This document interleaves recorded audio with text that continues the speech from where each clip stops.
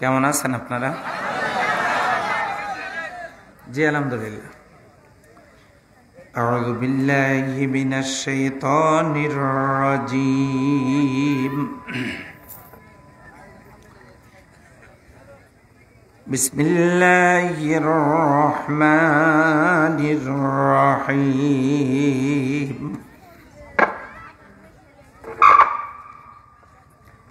لا يستوي أصحاب النار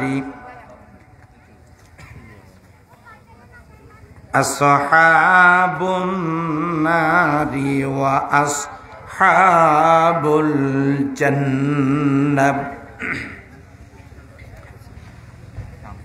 أصحاب الجنة هم الفائزون.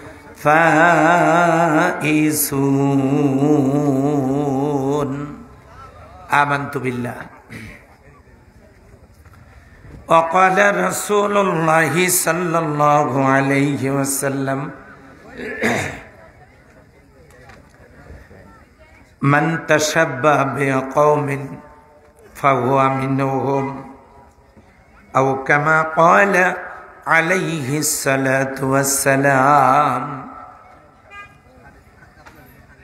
اللهم صل على محمد وعلى آل محمد كما صليت على إبراهيم وعلى آل إبراهيم إنك حميد مجيد. اللهم بارك على محمد وعلى آل محمد كما باركت على إبراهيم وعلى آل إبراهيم إنك حميد مجيد. আলহামদুলিল্লাহ। ভাই আপনারা তো আমার দিকে দেখবেন নাকি? কেউ তো দেখেন না, আমি তো অনেকক্ষণ থেকে ইশারা করতেছি। এটা একটু নিচু করে দেন।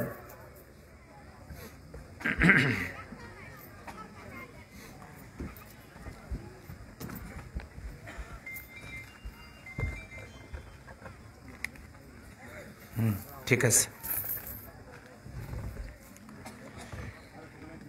ঐতিহ্যবাহী চাঁপাইনবাবগঞ্জ জেলার শিবগঞ্জ থানার অন্তর্গত পূর্ব শ্যামপুর এখানকার কেন্দ্রীয় গোরস্থান কমিটি কর্তৃক আয়োজিত দ্বিতীয় বার্ষিক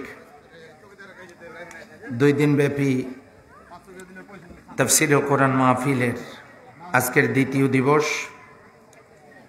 আজকের দিনের সুযোগ্য সম্মানিত সভাপতি জনাব মোহতারাম হযরত মাওলানা আনিসুর রহমান সালাফি সাহেব, আজকের এই মাহফিলের সম্মানিত আমন্ত্রিত অতিথিবৃন্দ, জনাব অধ্যাপক মোহাম্মদ রবিউল ইসলাম, জনাব আস্তাউর রহমান, জনাব তরিকুল ইসলাম, মঞ্চে উপবিষ্ট প্রিয় নেতা, আমার প্রিয় ভাই, শিবগঞ্জের মানুষের নয়নমণি জনাব আব্দুর রউফ,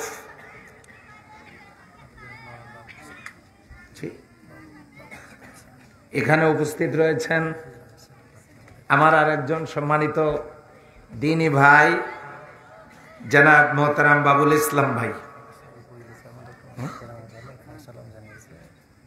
সম্মানিত আজকের মাহফিলের দ্বিতীয় বক্তা জনাব হযরত মাওলানা শহীদুল ইসলাম বিশ্বাস, যিনি সুললিত কণ্ঠে এতক্ষণ আপনাদের মাঝে বক্তব্য দিলেন। উপস্থিত সম্মানিত ওলামা ইকরাম, মুরব্বিয়ান ইকরাম, যুবক ভাইরা, পর্দার অন্তরালের মা ও বোনেরা, ইন্তেজামিয়া কমিটির সদস্যবৃন্দ, আমার সেনহাসপদ রাকিবুল ইসলাম সহ সেনাসপদ কচিকাচারা, পর্দার অন্তরালের আমার প্রিয় মা বোনেরা, আমি সবাইকে হৃদয়ের গভীর কানন থেকে সশ্রদ্ধ সালাম অভিনন্দন জ্ঞাপন করছি আরো একবার। আসসালামু আলাইকুম ওয়া রাহমাতুল্লাহি ওয়া বারাকাতুহু। মহান আল্লাহ সুবহানাহু ওয়া তাআলার দরবারে লাখো কোটি সুজুদ ও শুকরিয়া পেশ করছি, যিনি দয়া করে, মায়া করে, একান্ত মেহেরবানি করে আপনাকে, আমাকে, আমাদের সকলকে এই মাহফিলে উপস্থিত হওয়ার তৌফিক এনায়েত করেছেন।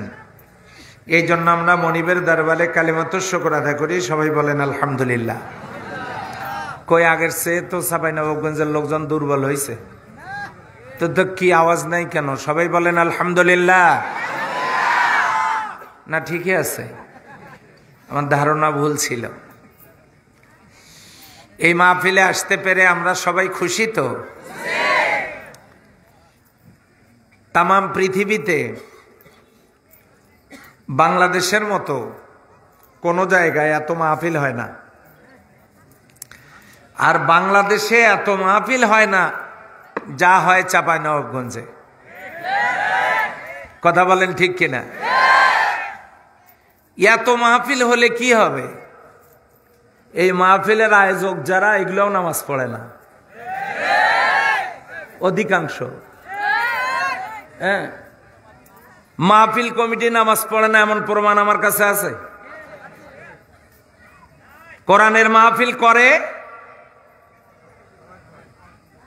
কোরআনের মাহফিল করে, কিন্তু কমিটির সবাই 5 ওয়াক্ত নামাজ পড়ে না, কিছু কিছু পড়ে।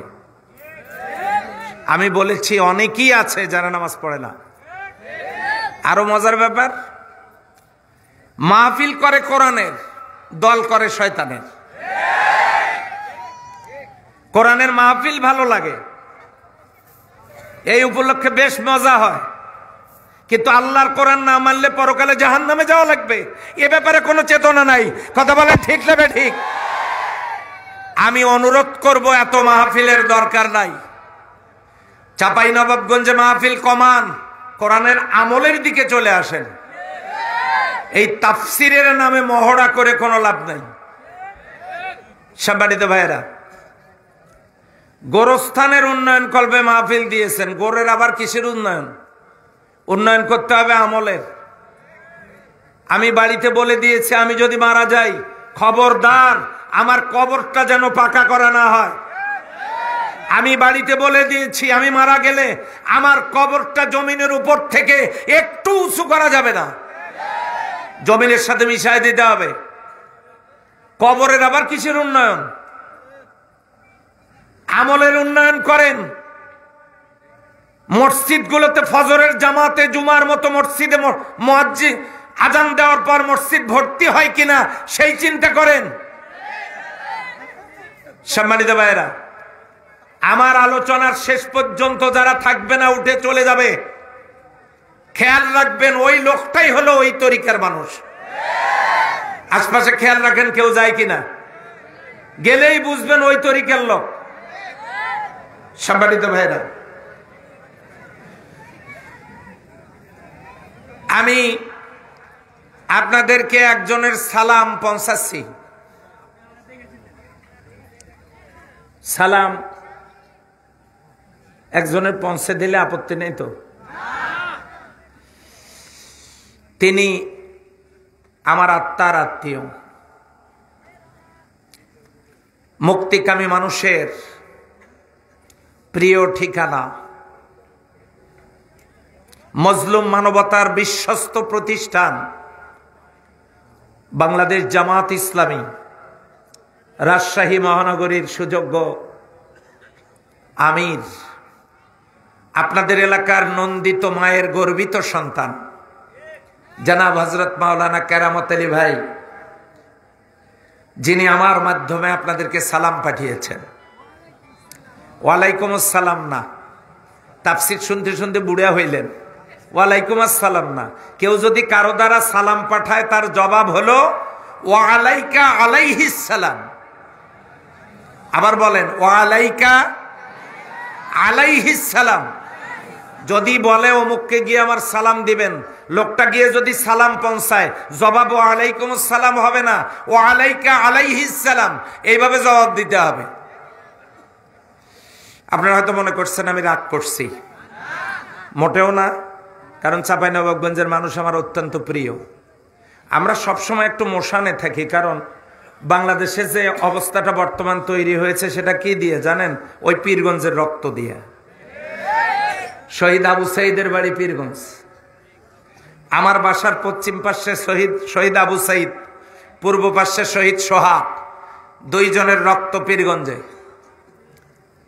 একটা গুলি করেছে, ওইটাই মৃত্যুর জন্য যথেষ্ট ছিল। দুহাত বাড়ি দিয়ে বারবার গুলি নিয়েছে, বুলেট নিয়েছে বুকের ভিতরে, একবার দুইবার না চারবার, 4টে বুলেট নিয়েছে। আর প্রথম গুলি খাওয়ার পর বলেছে আমার বুকে বইছে ঝড়, বুক পেতেছি গুলি কর। তার মানে এই বৈষম্য যুক্ত সমাজ চাই না, আমরা একটা বৈষম্যহীন সমাজ চাই। এই জন্য সে যখন রক্ত ঝরালো, এক এক করে আমার দেশের প্রায় 1100 মায়ের কোল খালি হলো, প্রায় 1100 ভাই বোন যারা জীবন দিলেন, যার বদৌলতে আজকের এই মাহফিলের সুন্দর পরিবেশ তৈরি হয়েছে। বলেন আলহামদুলিল্লাহ। বিগত দিনে মাহফিল করার জন্য দরখাস্ত করা লাগতো থানায়, ঘুরতে ঘুরতে জুতার অর্ধেকটা নাই। আমার মনে হয় মনে নাই আপনাদের, আছে? অনুমতি যদি দিত, এই ছেলেরা, এই সাহস তো কম না। আমি তো আগেই বলেছি আমার বাড়ি রংপুরে, আমরা জীবন দেই, কারোর সাথে আপোষ সহজে করি না। শান্ত বসে থাকলে থাকো, না থাকলে বাড়িতে যাও। লক্ষ্য করুন, অনুমতি নিলাম।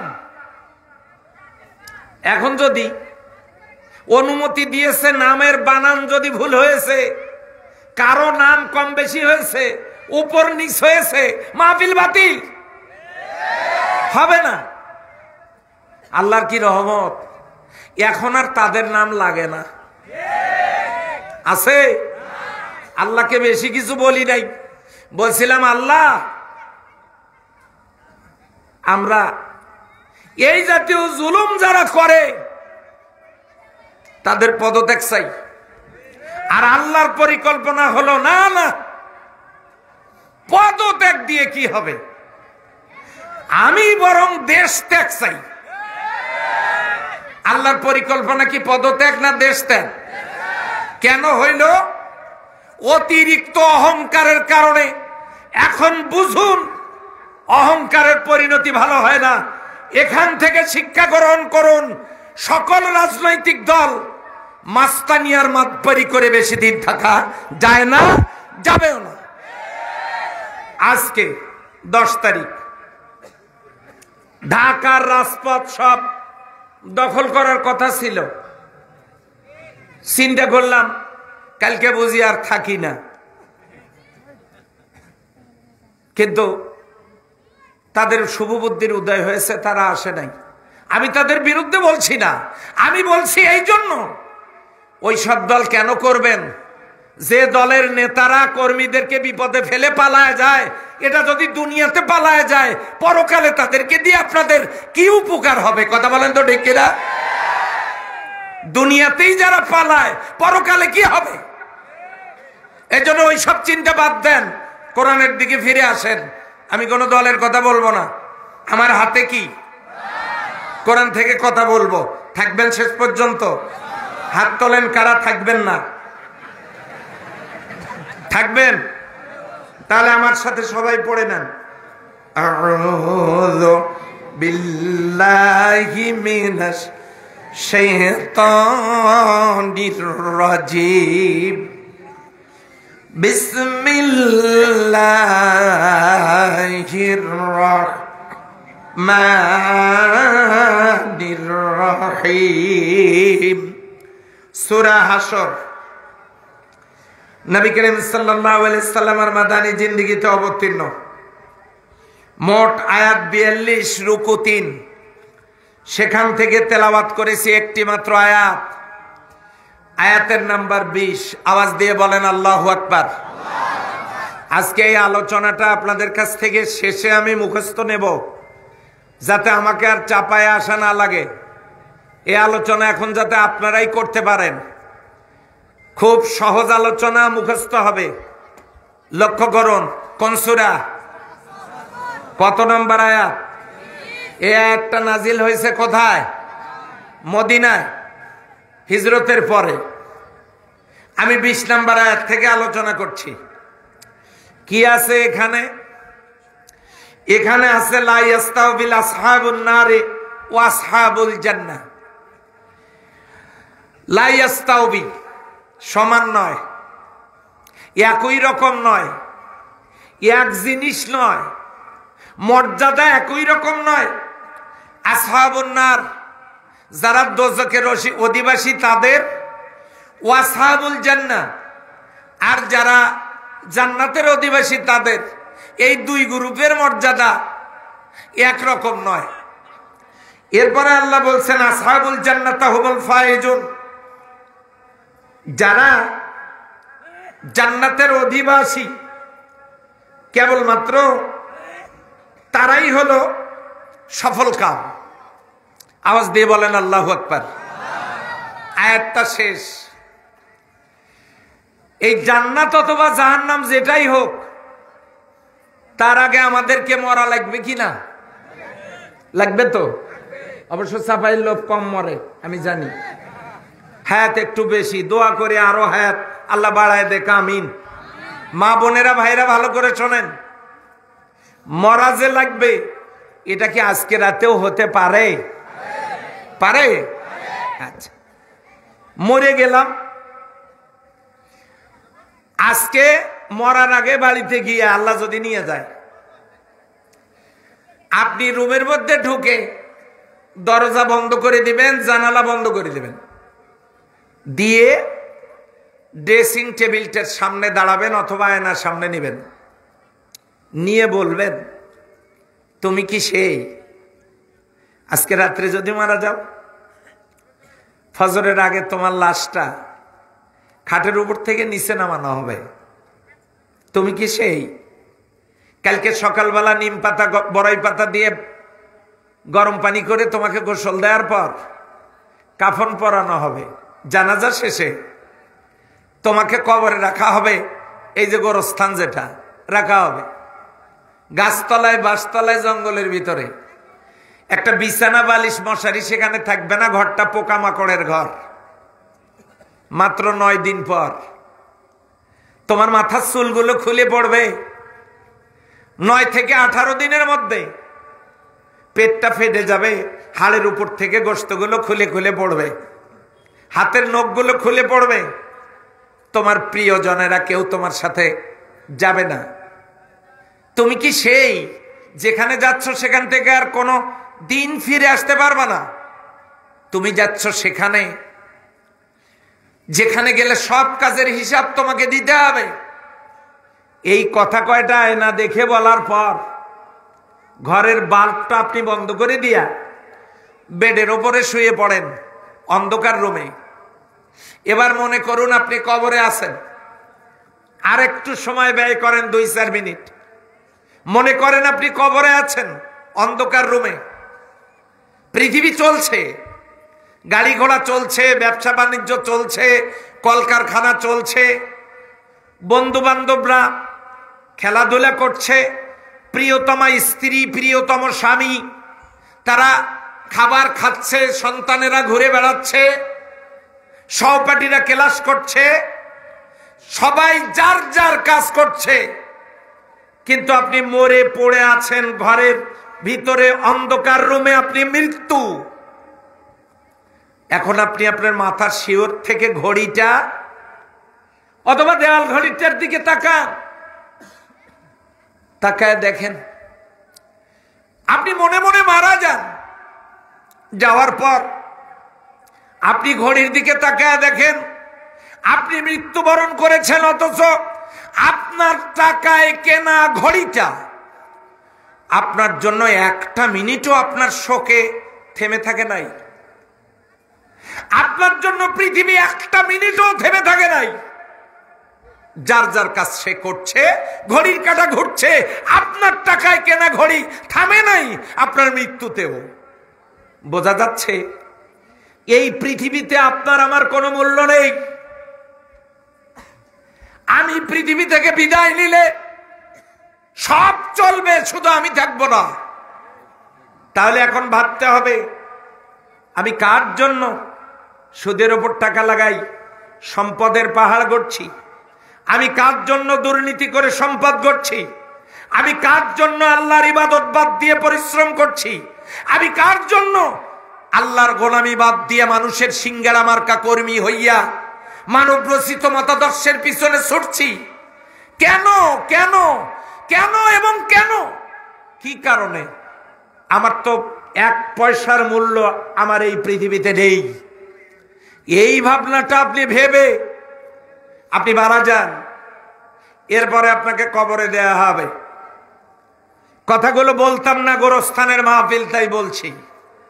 কবরে দেয়া হবে। কবরে গিয়ে প্রশ্ন কয়টা? 3টা বা 4টা। এই কবরের 3টে প্রশ্নর প্রথম প্রশ্ন মান রব্বুকা। এই প্রথম প্রশ্ন মান রব্বুকা, তোমার রব কে? হ্যাঁ, সহজ জবাব আপনারা শিখেছেন, আল্লাহ। কিন্তু ব্যাপার এখানেই সীমাবদ্ধ নয়। কেন প্রথম প্রশ্ন নামাজ হলো না? কেন প্রথম প্রশ্ন রোজা হলো না কবরে? কেন প্রথম প্রশ্ন হজ যাকাতের প্রশ্ন হলো না? কেন কবরে প্রথম প্রশ্ন জিকির আজকারের হলো না? প্রথম প্রশ্ন কবরে মান রব্বুকা কেন? রব শব্দের অর্থ সার্বভৌম। রব শব্দের অর্থ আইনদাতা। তার মানে মান রব্বুকা, তোমার রব কে? এই প্রশ্নটা নামাজ রোজা হজ যাকাতের নয়। এই প্রশ্নটা একটা রাজনৈতিক প্রশ্ন। তার মানে তুমি সার্বভৌম মেনেছো কার? আইন মেনেছো কার? এই প্রশ্ন হবে কবরে। কবরে নামাজের প্রশ্ন হবে না। তুমি আইন মেনেছো কার? বাংলাদেশে কি আল্লাহর আইন আছে? এখন প্রশ্নের উত্তর খোঁজ করেন। কবরের প্রথম প্রশ্ন রাজনৈতিক প্রশ্ন, আপনি কি জবাব দেবেন? এই বক্তব্য এই এলাকায় হয়তো কেউ দিয়েছে কিনা জানি না। কবরের দ্বিতীয় প্রশ্ন রাজনৈতিক প্রশ্ন। ওমা দিনুকা, তুমি কোন দলের লোক? দিন মানে আদর্শ, দিন মানে দল, দিন মানে ইসলাম, দিন মানে কিয়ামত। দিনের অনেকগুলো অর্থ। দিনের অর্থ আদর্শ, দিনের অর্থ ইসলাম। ওমা দিনুকা, তুমি কোন দলের লোক? এখানেও নামাজের প্রশ্ন নাই, রোজার প্রশ্ন নাই, হজের প্রশ্ন নাই, যাকাতের প্রশ্ন নাই। এখানেও দ্বিতীয় প্রশ্ন রাজনৈতিক প্রশ্ন, তুমি কোন দলের লোক?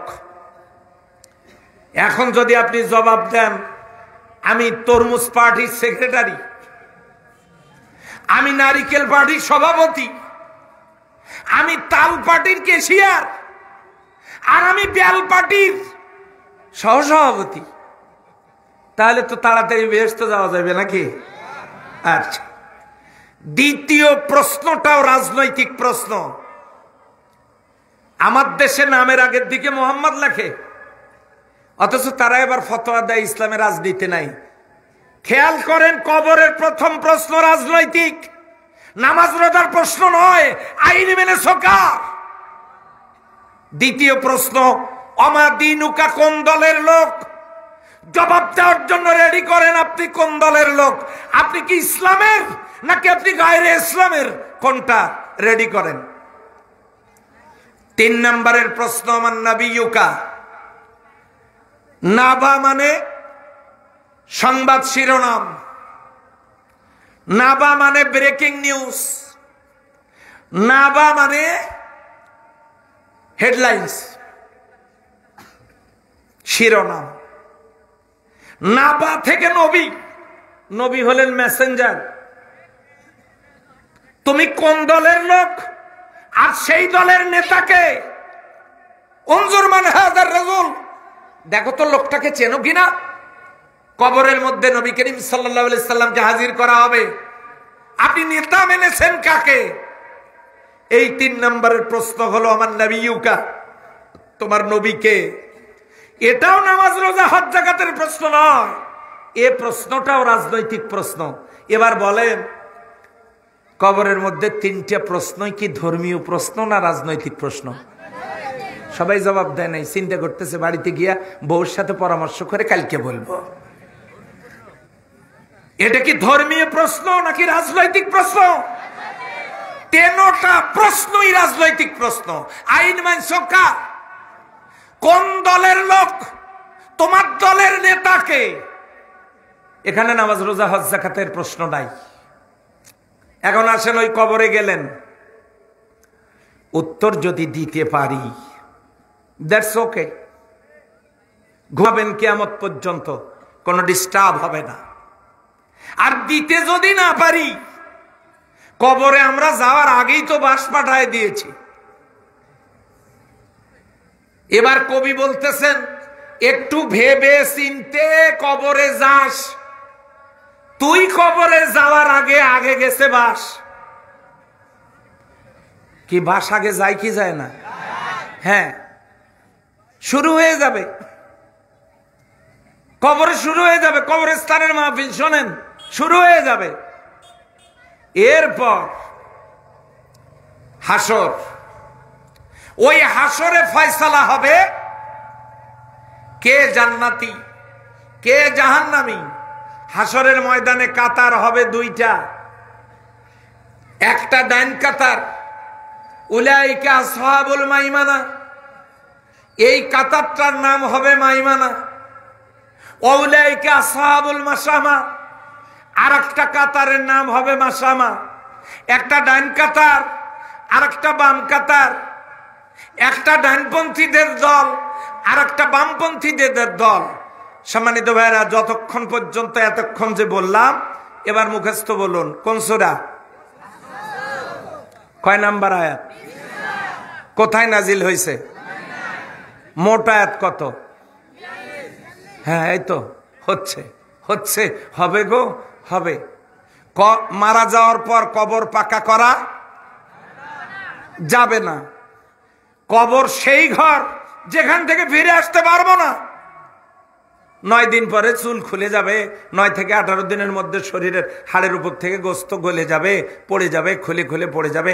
ওই কবরে প্রশ্ন হবে 3-4টা, তার মধ্যে 3টে প্রশ্ন কি প্রশ্ন? বাস, এই পর্যন্ত জানবার পর হাসরের ময়দানে বিচার হবে, কাতার হবে কয়টা? জোরে বলেন কয়টা? একটা ডাইন কাতার নাম কি? মাইমানা। আর একটা বাম কাতার নাম হলো মাশআমা। এবার বলেন তো, ডাইন কাতারের নাম কি? বাম কাতারের নাম কি? মাশআমা। 2টা কাতার হবে। এই কাতারে দল থাকবে, বাম কাতারে 5 দল, ডাইন কাতারে 5 দল।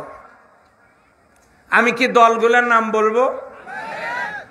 বাম কাতারে যে দল 5টা থাকবে, 1 নম্বরে থাকবে ইহুদি নাসারা। কারা তারা?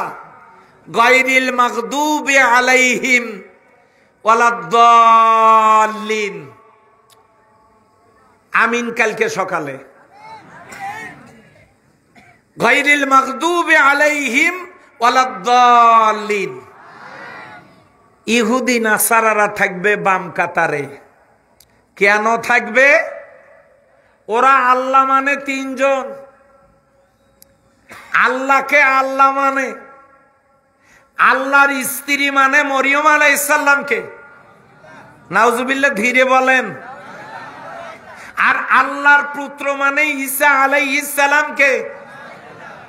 ইহুদি নাসারারা বাম কাতারে থাকবে, ওরা আল্লাহ মানে তিনজন। আমাদের দেশে বুঝি ওই রকম নাই? হ্যাঁ, মার ছেলে, এই দুইজনকে যদি মানতে পারি, মা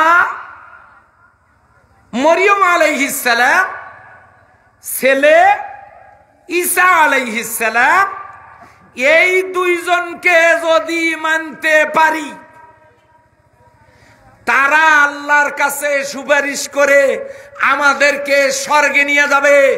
উপরের সব সুযোগ সুবিধা আমরাই পাবো, আমরাই ভোগ করব, আমরাই খাবো, কেউ আমাদের কিচ্ছু করতে পারবে না। এটা হলো ইহুদি নাসারাদের থিওরি। আমার দেশে এসে দেখেন, মার ছেলে, এই দুইজনকে যদি খুশি করতে পারি, চাকরি বাকরি, ব্যবসা বাণিজ্য, দুর্নীতি, অকাম কুকাম সব করতে পারবো, আমাদের কেউ আটকাতে পারবে না। কথা বলে ঠিক কিনা? কথা কি বোঝা যায়? কথা বোঝা যায়?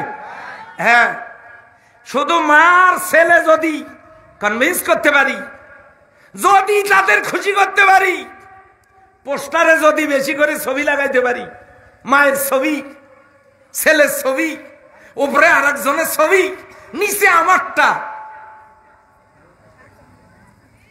নিচে আমারটা যদি লাগাইতে পারি, একবার যদি মা ছেলের নজরে যাই, উপরে সব সুযোগ সুবিধা আমি ভোগ করব। ইহুদি নাসারা থাকবে বাম কাতারে, গায়রিল মাগদুবি আলাইহিম ওয়ালাদ-দাল্লিন। 2 নম্বরে থাকবে মুশরিক। মুশরিক কারা? ইন্না শিরকা লা যুলমুন আযীম, শিরিক হলো মস্ত বড় জুলুম। ওয়া ইউশরিক বিল্লাহ ফাকাদ হারামাল্লাহু আলাইহিল জান্নাহ, যে ব্যক্তি শিরিক করবে তার জন্য আল্লাহর জান্নাত হারাম। ওয়া ইউমিনু ইল্লা আকসারুহুম বিল্লাহ ইল্লা হুম মুশরিকুন, তোমাদের মধ্যে অনেক মুমিন যারা মুশরিক, শিরিক করলে জাহান্নামে যাবে, জান্নাত হবে না, এরা থাকবে বাম কাতারে। শিরিক কি? ডাক্তার সাহেব, আপনার ঔষধে আমার ছেলে সুস্থ, ঠিক আছে তো? কথাটা কি ভুল আছে? সুস্থতার মালিককে, ডাক্তারকে কৃতিত্ব দিল। এইরকম কথা বার্তায়, দান সাদাকায়, কাম কাজে, ইবাদতে, নিয়তে, সব জায়গায় সূক্ষ্মভাবে শিরিক ঢুকে পড়েছে মুসলিম পরিবারে। সন্তান চাওয়ার জন্য মাজারে যায়, আপনাদের এলাকায় যায় না, মাজারে যায়। কোনো কিছু হারাইলে গণকের বাড়িতে যায়, গায়েব জানার দাবি করে, শিরক। আমার কথা আপনাদের আজকে ভালো লাগবে না, সুর দিচ্ছি না তাই। হ্যাঁ, এই বাম কাতারে থাকবে মুশরিকেরা। আপনি খোঁজ নিয়ে দেখেন, আমি খোঁজ নিয়ে দেখি, আমরাও মুশরিক হয়ে গেছি। কিভাবে? আপনি লোক দেখানো দান করবেন, নাম মাইকে প্রচারের জন্য, নাম ফুটানোর জন্য। যদি নিয়ত থাকে আমার দান দেখে অন্যরা দান করতে উদ্বুদ্ধ হবে, সওয়াব পাবেন। যদি নিয়ত থাকে আমি সবচাইতে বেশি দিয়েছি, আমার নামে তাকবীর হবে, স্লোগান হবে, তাহলে এটা রিয়া। ফাওয়াইলুল লিল মুসাল্লিন আল্লাযীনা হুম ইউরাউন, ওই সমস্ত নামাজিদের জন্য ধ্বংস, যারা লোক দেখানো করে কাজ করে। আপনি লোক দেখানো দান করলেন, রিয়া, অহংকার, শিরক। এরকম প্রত্যেকটা কাজে মসজিদে আপনি খুরমা দিবেন, মসজিদে আপনি জিলাপি দিবেন, অথচ আপনি মান্যতের সময় আল্লাহর নাম নেন নাই। কাজে, কর্মে, নিয়তে, বন্দিগিতে, দান, সদকায়, কথাবার্তায় শিরিকের সাথে আমরা জড়িয়ে গেছি গো। জান্নাত হারাম, তারা থাকবে বাম কাতারে। 3 নম্বরে থাকবে জালেম। কারা থাকবে? এই বাবা, এই বসো। কারা থাকবে? জালেম কারা? কারো বিরুদ্ধে জুলুম করেছেন, মিথ্যা মামলা দিয়েছেন, মিথ্যা মামলার সাক্ষী দিয়েছেন, কোন ব্যক্তির বাড়ি পুলিশকে দেখায় দিয়েছেন, গোপনে কারো নামের তালিকা দিয়েছেন, কারো সম্পদ আত্মসাৎ করেছেন, রাষ্ট্রীয় সম্পদ আত্মসাৎ করেছেন, স্ত্রীদেরকে মহারানা না দিয়া যৌতুক নিয়ে জুলুম করেছেন, মারপিট করেছেন, কাউকে অন্যায়ভাবে কষ্ট দিয়েছেন, কারো জমি দখল করেছেন, কারো দোকানে বাকি খেয়ে টাকাটা মেরে দিয়েছেন, টাকাটা দেন নাই। কুল্লুহুম, এই সকল লোকগুলোই জালেমুন। এগুলো হলো জালেম। ইন্নাল্লাহা লা ইয়াহদিল কওমাজ জালিমিন। জালিমদের কপালে হেদায়েত নাই, এরা থাকবে বাম কাতারে। অবশ্য বাংলাদেশে কেউ জুলুম করে নাই, করছে? মনে আছে? এই তো আমাকে সর্বশেষ যখন গ্রেফতার করলো, গ্রেফতার করার পর আমার হাতে হ্যান্ডকাপ লাগালো। হ্যান্ডকাপ লাগাবেই গ্রেফতার করার পর স্বাভাবিক। একজন মানুষকে থামানোর জন্য কি হ্যান্ডকাপই যথেষ্ট নয়? ওরা আবার দড়ি লাগাইছে, দড়ি লাগায় টেনে হেসড়ে গাড়িতে তুললো। গাড়িতে তো নিয়ে যাওয়ার জন্য তুলবে, এটাই স্বাভাবিক।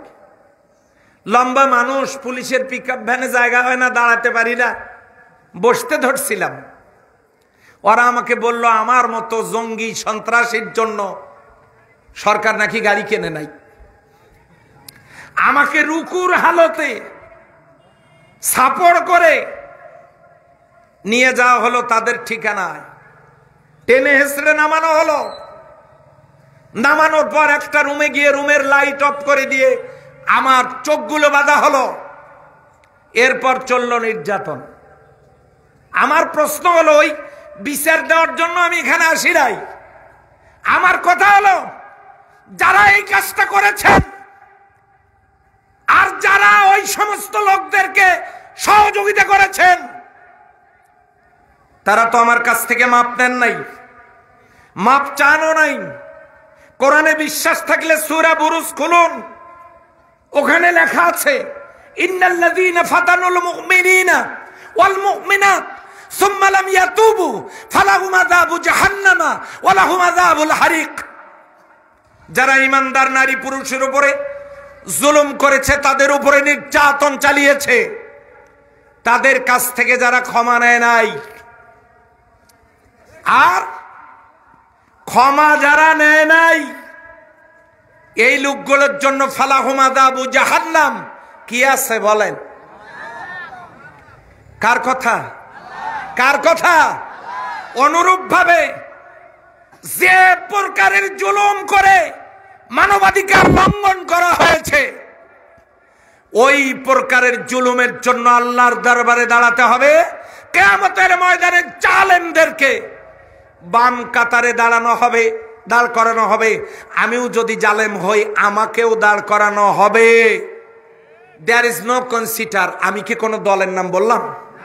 আমি জুলুম করলে আমাকেও দাঁড় করানো হবে। জালেমদের কাতার বাম।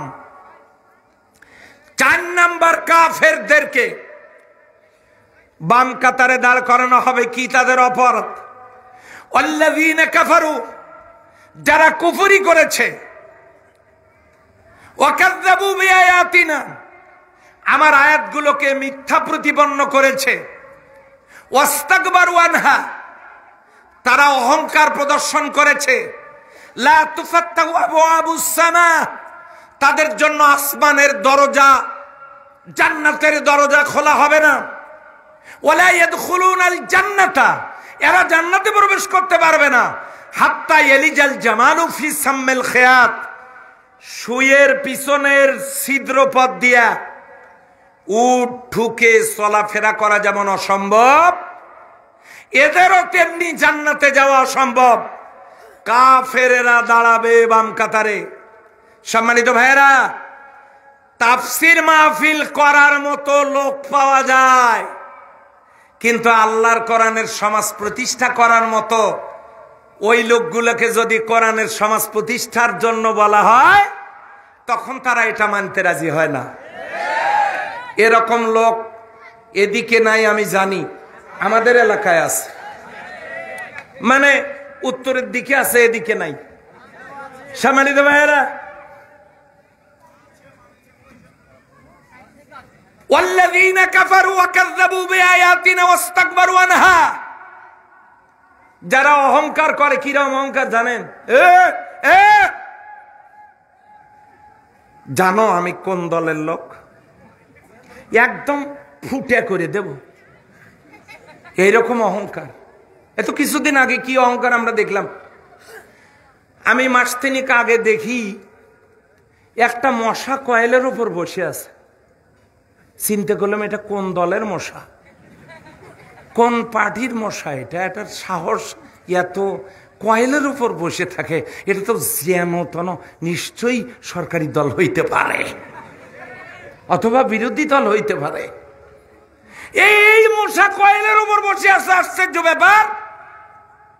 মশানে আলাদা, পাওয়ারই আলাদা। আল্লাহ বলেছেন ওয়ালা তুসাইয়িরু খাদ্দাকা লিন্নাস, বুক টান টান করে হেঁটো না। ওয়ালা তামশি ফিল আরদি মারহা, জমিনে অহংকারের পদবরে হেঁটো না। কার কথা? এই কাফেরেরা বাম কাতারে যাবে। কারা তারা? ওয়ামান লাম ইয়াহকুম বিমা আনজালাল্লাহু ফাউলাইকা হুমুল কাফিরুন, যারা আল্লাহর বিধান জমিনে চালু হোক, আল্লাহর বিধান দিয়ে ব্যক্তি, সমাজ, রাষ্ট্রীয় জীবন পরিচালনা করতে চায় না, ফাউলাইকা হুমুল কাফিরুন। কথা কার? আল্লাহর। আল্লাহর কোরআনের বিধানের কথা শুনলে তারা কষ্ট পায়, মন খারাপ করে। এই যে আমাদের পীরগঞ্জের কোরআনে একটা আয়াত নাজিল হয়েছে, রংপুরের পীরগঞ্জের কোরআনে, দেখি এদিকে আছে না নাই,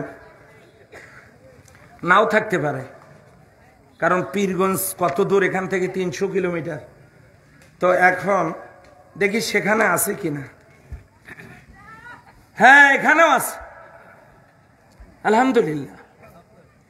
সূরা নিসার 85 নম্বর আয়াত। কোন সূরা? 85 নম্বর আয়াত।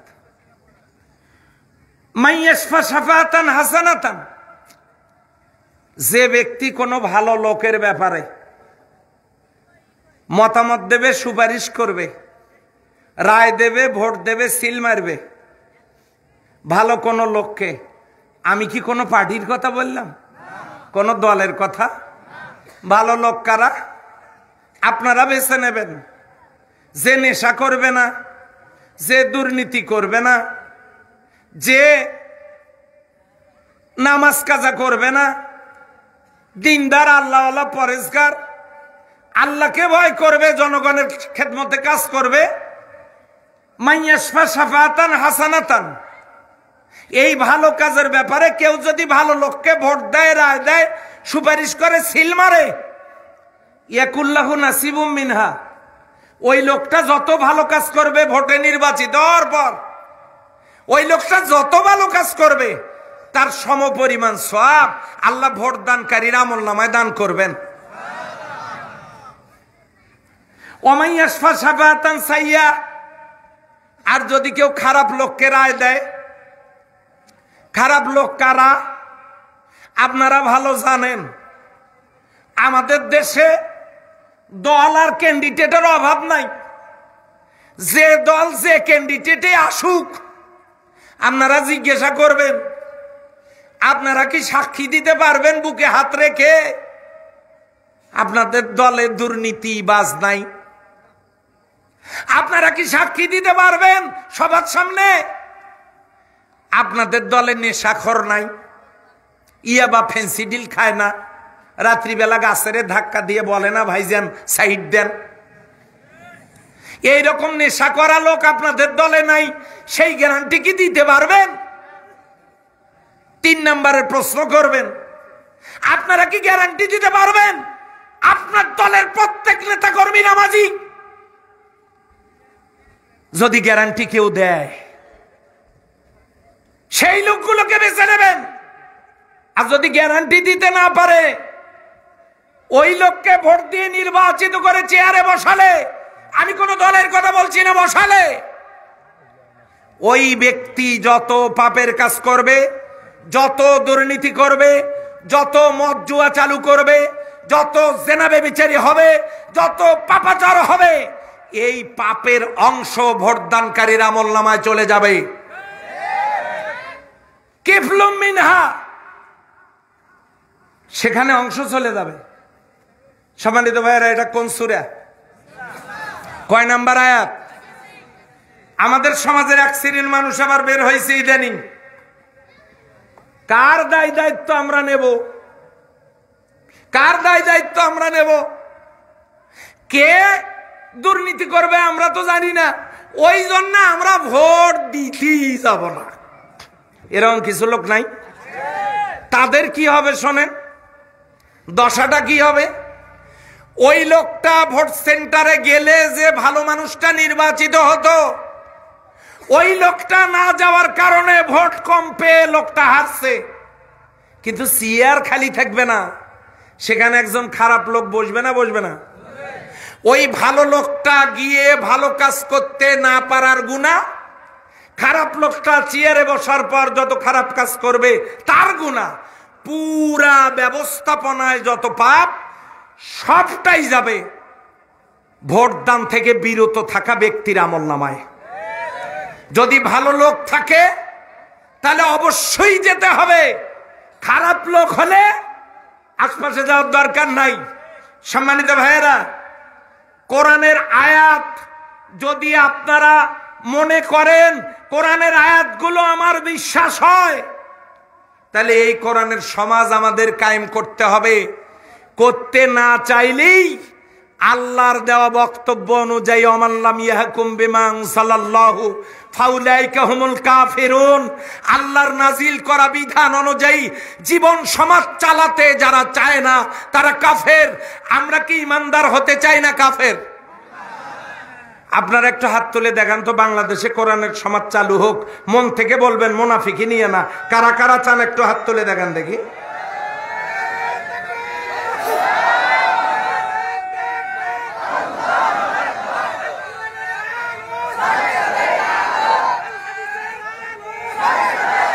আলহামদুলিল্লাহ, আলহামদুলিল্লাহ, বুঝে শুনে হাত তুলছেন তো। আমি কিন্তু আমার বাবার কথা এখানে বলছি না, পোস্টারে কিন্তু আমার ছবিও নাই। আমি কিন্তু কোন নেতা নেত্রীর কথা বলছি না। প্রত্যেকটা কথা কোরআন দিয়ে বলছি। 4 নম্বরে দাঁড়াবে কাফেরেরা। কোন কাতারে? কোন কাতারে? হ্যাঁ, 5 নম্বরে দাঁড়াবে তাগুত। তাগুত কারা? যারা আল্লাহটা বাদ দিয়ে শয়তানেরটা করছে, তাগুত। এক কথায় শেষ। হুকুম পালন করা দরকার কার? ভাই, আকাশের সূর্যের আলো মুসলমানেরা পায়, হিন্দুরা পায় না। আল্লাহর দেওয়া অক্সিজেন শুধু হিন্দুরা পায়, মুসলমানেরা পায় না। আল্লাহর দেওয়া নাজ নিয়ামত, বৃষ্টির পানি হিন্দু বৌদ্ধ খ্রিস্টান মুসলিম সবাই পায় না, পায় না? যদি আল্লাহর দেওয়া সূর্যের তাপ আলো, আল্লাহর দেওয়া অক্সিজেন, আল্লাহর দেওয়া নিয়ামত সবাই পায়, হিন্দুকেও আল্লাহ যেভাবে গঠন করেছেন, মুখ কান চোখ হাত পা এলে দিয়ে আমাদেরকেও একইভাবে গড়েছেন যে আল্লাহ, ওই আল্লাহর সূর্য যেমন উপকারী, অক্সিজেন যেমন উপকারী, ওই আল্লাহর কোরআনও সবারই জন্য উপকারী। আল্লাহর কোরআনের সমাজ যদি চালু হয়ে যায়, তাহলে ডিমের ভিতরে কুসুম যেমন নিরাপদ, অমুসলিমরা মুসলিম রাষ্ট্রে ততটা নিরাপদ থাকবে। বলেন সুবহানাল্লাহ। এবারে শারদীয় দুর্গা পূজা এটাই প্রমাণ করেছে, তারা নিরাপদ। এতদিন ভুল বোঝানো হয়েছে, হিন্দুরা ঘুমাবে, প্রয়োজনে আমরা তাদের বাড়ি পাহারা দেব। এটাই মুসলিম, এটাই মুসলিমের ইতিহাস। সম্মানিত ভাইয়েরা, আল্লাহর বিধান বাদ দিয়া শয়তানের গোলামি করাটার নামই হলো তাগুত। এরা দাঁড়াবে বাম কাতারে। কোন কাতারে? ফেরেশতারা গিয়ে বলবে, খোঁজ নাও, তোমার আমলনামা নাও। ওয়াইনাল ফুজ্জার লাফি সিজ্জিন ওয়া মা আদরাকা মা সিজ্জিন কিতাবুম মারকুম। গুনাহগারদের আমলনামার বইটা থাকবে সিজ্জিনে। সিজ্জিন থেকে ফেরেশতারা আমলনামার বই নিয়ে আসবে। বাম কাতারে দাঁড়ানো লোকগুলোকে আমলনামার খাতাটা দিবে, খুশ গ্রহণ করো। ইকরা কিতাবাকা, পড়ো তোমার আমলনামা। কাফা বিনাফসিকাল ইয়াউমা আলাইকা হাসিবা, তোমার আমলনামা পড়ার জন্য আজকে তুমি নিজেই যথেষ্ট। লোকটা হাত বাড়ায় দেবে, ফেরেশতারা ধমক দেবে, এভাবে না। আল্লাহ অর্ডার করবেন, ও আম্মা মান উতিয়া কিতাবাহু বিশিমালিহি, জাহান্নাম থেকে ছুরি এনে বুকের মধ্যে ঢুকায় দাও। ঢুকায় দিয়ে এই বাম হাতটা পিছন দিক থেকে টেনে বের করো, ওই জায়গায় আমলনামা দিয়ে দাও। বাম কাতারের লোকদের আমলনামা দেওয়া হচ্ছে কিভাবে দেখেন। জাহান্নাম থেকে ছুরি এনে বুকের মধ্যে ঢুকায় দিয়ে ছিদ্র করবে, বাম হাতটা এইভাবে ঢুকায় দিবে, পিছন দিক থেকে টেনে বের করে আমলনামাটা সেখানে দেবে। বলা হবে, ইকরা কিতাবাকা, তুমি তোমার আমলনামা পড়ো। লোকটা বলবে, চেহারার সামনে আমলনামা, পিছনে কেমনে পড়বো? সঙ্গে সঙ্গে মোচড় দিয়া খাড় ভেঙ্গে পিছনের দিকে কল্লা ফিরাইয়া দিবে। আমলের দিকে যখন তাকাবে, তখন সে বলবে, ইয়া লাইতানি ইয়া লাইতানি ইয়া লাইতানি কুনতু তুরাবা ওয়া ইয়াকুলুল কাফিরু ইয়া লাইতানি কুনতু তুরাবা। আজকে যদি আমি মাটি হয়ে যেতাম, আমার যদি কোনো বিচার না হতো, আমাকে যদি পুনরায় জিন্দা করা না হতো, কত না ভালো হতো। এই চিৎকার শোনার পর আল্লাহ তাআলা বলবেন, অত চিৎকার করে কেন? ফেরেশতারা রিপোর্ট করবে, আল্লাহ তো জানেই ওদের অবস্থা। ফেরেশতারা রিপোর্ট করবে, এরা বাম কাতারের লোক, এরা ছিল ইহুদি নাসারা এবং তারা ছিল তাদের সহযোগী। আর এক গ্রুপ ছিল মুশরিক, অন্যরা ছিল তাদের সহযোগী। আর এক গ্রুপ ছিল জালেম, যারা জুলুম করত, অন্যায়ভাবে মানবাধিকার লঙ্ঘন করত। আর একগুলো ছিল তাদের সহযোগী। একদল ছিল কাফের, আল্লাহর আইন মানে নাই, কায়েম করে নাই। আর এক গ্রুপ ছিল তাদের সহযোগী। আর একদল ছিল তাগুত, আল্লাহটা বাদ দিয়ে শয়তানেরটা মেনেছে। আর এক গ্রুপ ছিল তাদের সহযোগী। আল্লাহ বলবেন, সুম্মা ফি সিলসিলাতিন জারউহা সাবউনা জিরাআন ফাসলুকুহু। ও ফেরেশতারা, জাহান্নাম থেকে শিকল আনো, এক একজনের জন্য 70 হাত, এক একজনের জন্য 70 হাত করে শিকল নিয়ে আসো। শিকল আনা হবে। এই ছেলেরা বলো, আমি কি বলেছি এখন? বলো, তার মানে এদিকে মন নাই। আশা করেছিলাম সামনে বসেছ, মনে হয় খুব ভালো ছাত্র হিসেবে থাকবা। জি, 70 গজ শিকল, 70 হাত শিকল কোমরে লাগানো হবে। একদল ফেরেশতা সামনে টানবে, আর একদল ফেরেশতা ওয়াসিকাল্লাযীনা কাফারু ইলা জাহান্নামা সুমারা, ধাক্কায় ধাক্কায় জাহান্নামের দিকে নিয়ে যাবে। জাহান্নামের গেটে যাওয়ার সাথে সাথে স্টপ, থেমে যাবে সবাই।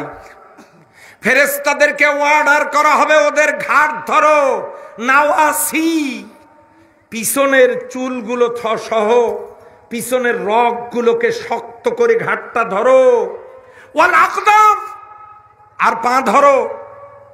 এই ঘাড় আর পা ধরে বল যেমন 2 হাত দিয়ে ধরে লাথি দিয়া মাঠের মাঝখানে ফেলায় দেয়, ঠিক তেমনি এই বাম কাতারের লোকগুলোকে লাথি দিয়ে, টেনে হেসড়ে লাথি দিয়ে জাহান্নামের মাঝখানে ফেলায় দেওয়া হবে। জোরে বলেন নাউজুবিল্লাহ। আমরা কি বাম কাতারে দাঁড়াতে চাই না ডান কাতারে? এখন ডান কাতারের লোক কারা হবে?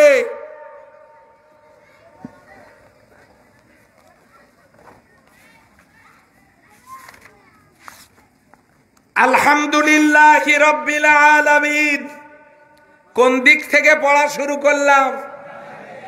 কথা বলে না। এইদিকে সব দুর্বল লোক, আপনারাই বলেন, ওনারা বলতে পারবে না। আচ্ছা, কালকে বিকেলে বলি, আপনারা বলেন কোন দিক থেকে? আন আবি হুরায়রা রাদিয়াল্লাহু তাআলা আনহু قال, কোন দিক থেকে? সুতরাং এই ডান পাশের সাথে যার সম্পর্ক থাকবে, তার মানে যার সম্পর্ক কোরআনের সাথে হাদিসের সাথে থাকবে, এরা ডান কাতারে থাকবে। এই ডান কাতারে থাকবে 5 দল। কয় দল? 1, ইমানদার মুমিনেরা থাকবে ডান কাতারে। আমরা ইমান আনছি না আনি নাই? আনছি। কথা বলেন, বলেন আনছি। যদি এনে থাকি, বিয়ে করেছেন কারা কারা হাত তোলেন। শরম পাচ্ছে, রুমাল আনে নাই তো নাকে দেওয়ার জন্য, এই জন্য 2 হাত তুলতে পারতেছে না, 1 হাত তুলছে, তাও বাঁকা করে। জি, আপনারা বিহা করেছেন, চাঁপাইনবাবগঞ্জের বিহা। যারা হাত তোলে নাই